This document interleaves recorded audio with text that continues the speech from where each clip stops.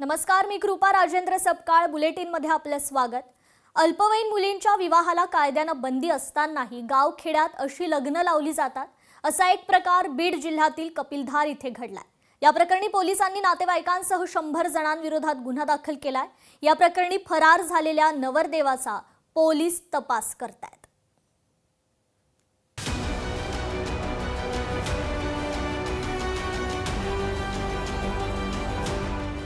अल्पवयीन मुलीशी विवाह करणारा नवरदेव बुलेटवरून फरार। नवरदेव पळून जातानाचा व्हिडिओ आला समोर।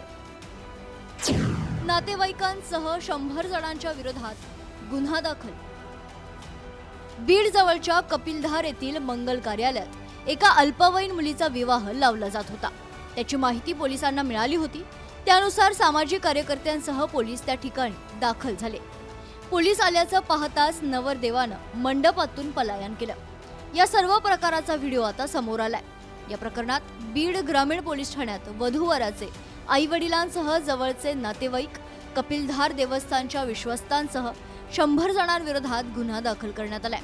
सध्या पोलीस फरार नवरदेवाचा शोध घेतायत। बालविवाह प्रतिबंधक कायद्यानुसार त्या मुलीस व इतर नातेवाईकांना सांगण्यात आले की हा बालविवाह झाला असून आपण सर्वजण ग्रामीण पोलीस स्टेशन या ठिकाणी येण्यास त्यांना सूचित करण्यात आले। तसेच जे बालविवाहासाठी उपस्थित होते तसेच मंदिर ट्रस्ट व त्या मंदिराचे व्यवस्थापक या सर्वांच्या विरोधामध्ये बीड ग्रामीण पोलीस स्टेशन मध्ये गुन्हा नोंद करण्यात आला।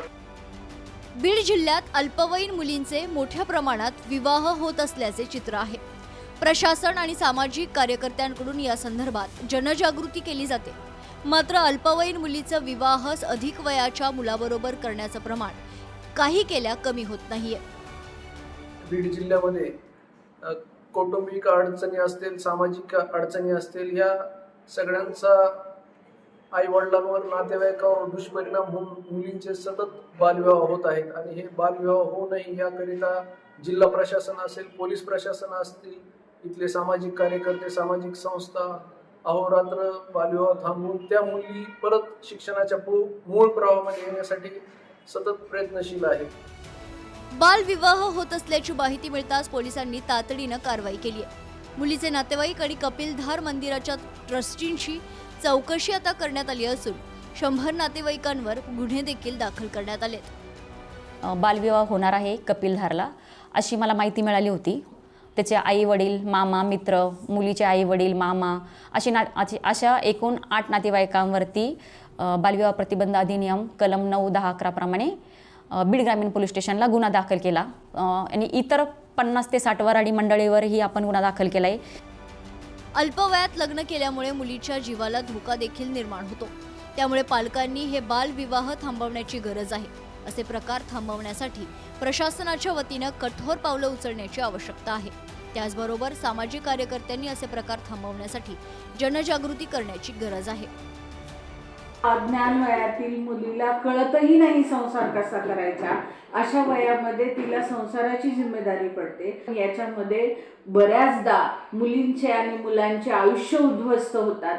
तर ही गोष्ट पालकांनी काळजी करावी, पालकांनी लक्षात घ्यावी आणि प्रशासनाने अशा गोष्टीवरती कडक कार्यवाही करावी, जेणेकरून कायद्याचा धाक लोकांवरती बसेल। बालविवाह रोखण्यासाठी विविध स्तरावर अनेक योजना आणि कार्यवाही करण्यात येते। प्रशासनानं याबाबत कठोर कारवाई करण्याची गरज असून अनेक गैरसमजुती आणि आर्थिक विवंचनेतून अशा विवाहांचे प्रमाण कमी होत नाही। त्याबाबत पालकांमध्ये अधिक जनजागृती करण्याची आवश्यकता आहे। हरिदास तावरे, लोकशाही मराठी, बीड।